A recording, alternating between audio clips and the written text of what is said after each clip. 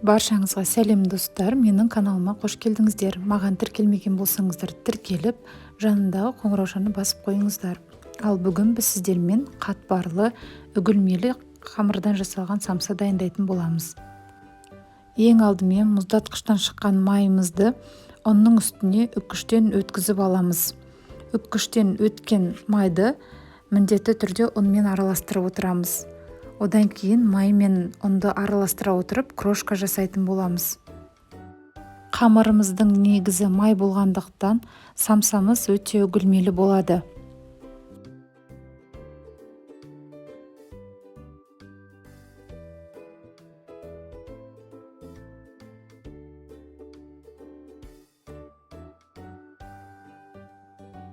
Крошка жасап араластырып алғаннан кейін ұнымыздың ортасын ашып, жылтоғымызды саламыз, сметанамызды саламыз, суымызды құйып, және бір жұмыртқамызды салып, қамыр илейтін боламыз.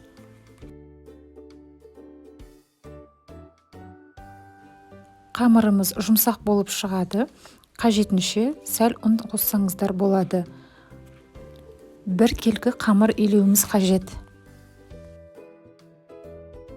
Иленген қамырымызды салафанға салып, 1 сағатқа холодильникке қоятын боламыз. Холодильниктен шыққан қамырымызды екіге бөліп, ұн сеуіп жұқалап жаямыз. Үстелдеріңіз үлкен болып жатса, екіге бөлмесеңіздер де болады, бірақ мен екіге бөліп жайдым.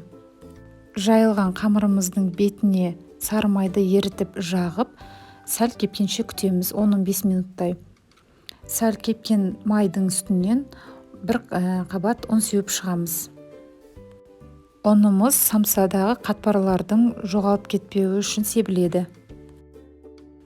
Одан кейін видеода көріп тұрғандарыңыздай рулет қылып орап, тағы да салафанға салып, 1 сағатқа холодильникке қоятын боламыз.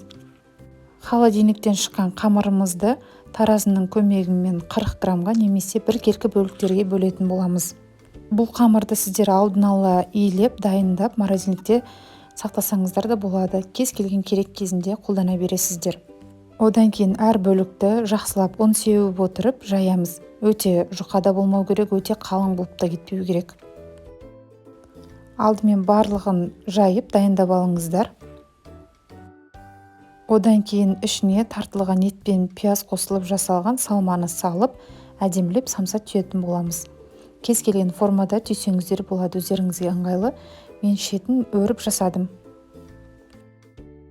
Дәл осы ингредиенттермен бізде 30-ға жуық самса шығады. Мен барлық илеген қамырдың тек жартысынан ғана жасап жатырмын. Менде бұл жерде 15-ге жуық самса шықты жартысынан.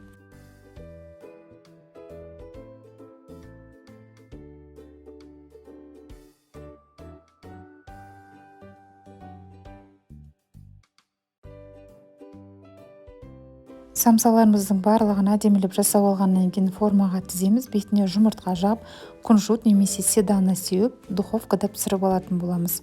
Сонымен самсамыз дайын. Менің видеом ұнап жатса, соңына дейін көріп жатсаңыздар, лайк басып, комментарий жазуды ұмытпаңыздар.